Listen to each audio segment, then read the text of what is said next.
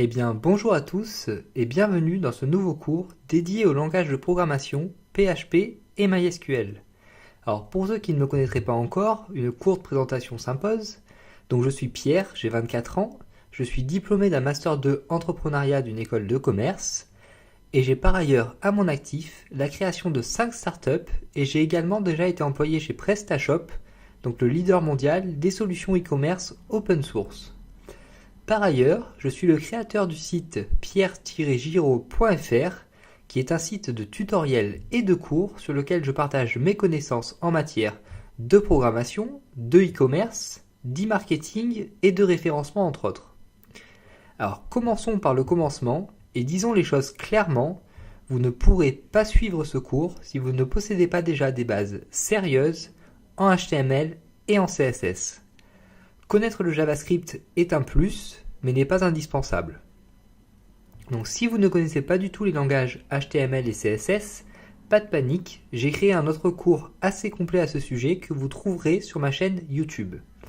Commencez donc par suivre mon cours, ou un autre si vous préférez, c'est comme vous voulez, sur le HTML et le CSS, et revenez une fois que vous avez des bases assez solides en HTML et en CSS donc, pour pouvoir suivre ce cours sur PHP et sur MySQL. Donc pour les autres, on peut y aller. Et donc ce cours va se séparer en 3 grosses parties, avec tout d'abord l'apprentissage des bases en PHP. Ensuite, nous verrons comment fonctionne le MySQL. Et nous finirons avec des notions plus complexes et plus avancées de PHP qui feront souvent appel également au MySQL, car vous allez voir que ce qui fait la force du PHP, c'est de pouvoir travailler avec le MySQL. Mais nous expliquerons cela plus tard. Donc première partie, le fonctionnement de base du PHP et ce premier chapitre, l'introduction au PHP, donc une petite introduction au PHP. Et nous allons commencer avec cette première question, que signifie PHP et à quoi sert ce langage?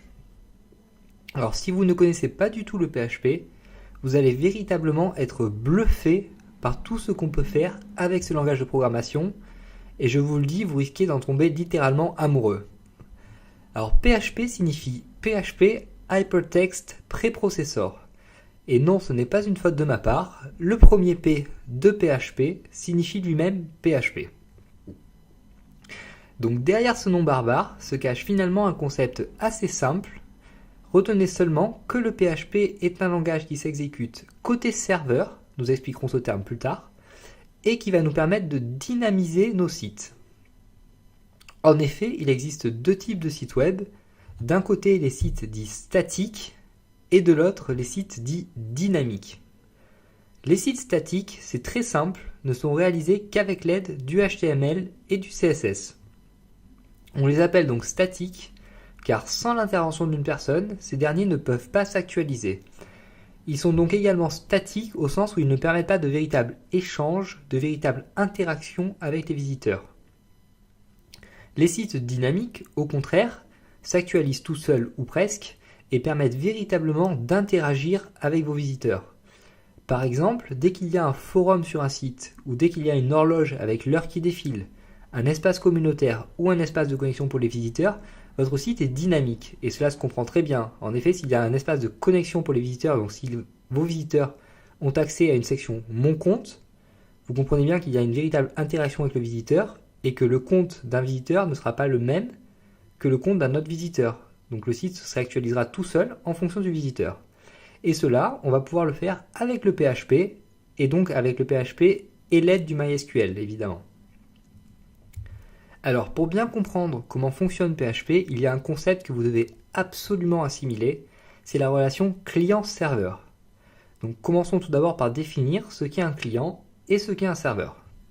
Alors pour faire très simple, vous pouvez retenir que le client va être l'ordinateur qui va demander une page web, tandis que le serveur va être celui qui va fournir la page web au client. Donc partant de là, vous en déduisez que le client et le serveur sont tous les deux des ordinateurs, et qu'un client peut être transformé en serveur. Alors c'est tout à fait vrai, à un détail près, il va falloir qu'on lui ajoute quelques logiciels. En effet, ce qui va différencier le serveur d'un client, ça va très souvent être seulement la puissance. Un serveur est généralement beaucoup plus puissant qu'un client, et le fait que le serveur fonctionne sans interruption, donc il tourne sans arrêt. Et vous devriez donc maintenant comprendre ce que signifie le message d'erreur « Impossible d'accéder à la page web car le serveur ne répond pas » que vous délivre parfois votre navigateur. En fait, c'est tout simplement qu'un serveur a connu une courte interruption ou un serveur est down. Alors, dans le cas d'un site statique, la relation client-serveur va être simplifiée à son maximum. Le client va demander au serveur, via son navigateur généralement, à accéder à une page web, et le serveur va lui répondre en lui envoyant la page web demandée tout simplement. La page web donc va être toujours la même, quel que soit le client qui la demande et quel que soit le contexte, et aucun traitement ne va être fait. Dans le cas d'un site dynamique, en revanche, ça va se compliquer légèrement. Cette fois-ci, le client va demander à accéder à une page web, mais le serveur va générer une page potentiellement différente pour chaque visiteur la lui demandant. Pour en être convaincu, donc pensez encore une fois aux visiteurs se connectant à leur compte, donc via un espace de connexion sur un site. La page va être bien générée pour chaque visiteur et va être également différente pour chacun d'entre eux, puisque le visiteur va devoir rentrer son mot de passe à lui et son pseudo, et donc le compte d'un visiteur va être différent du compte d'un autre visiteur. Et donc une fois la page générée à la volée, donc générée en direct, le serveur va renvoyer la page demandée au client. Donc c'est tout simple, mais il faut bien que vous compreniez cette relation client-serveur, sans quoi vous aurez beaucoup de mal à comprendre la suite. Et donc le PHP ne génère que du HTML, et éventuellement du CSS. Alors, qu'est-ce que ça veut dire tout ça ? Donc attention ici, la notion est assez difficile à comprendre pour un débutant, et d'ailleurs vous risquez de ne pas la comprendre immédiatement, mais il faudra peut-être attendre quelques jours ou quelques semaines, le temps que tout cela se décante. Alors je vais faire mon possible pour vous expliquer le plus clairement et simplement possible ce que ça signifie.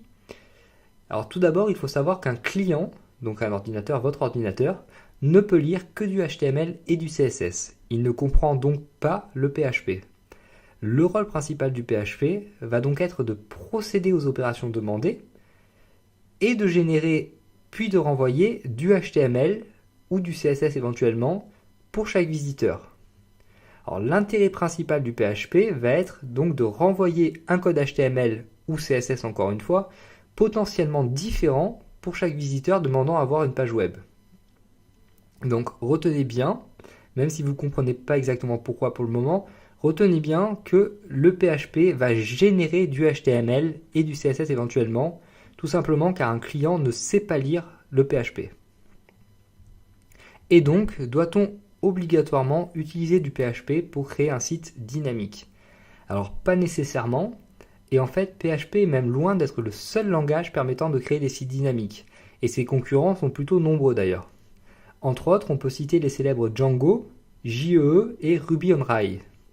Alors pourquoi préférer le PHP donc à l'un des concurrents que je viens de citer ?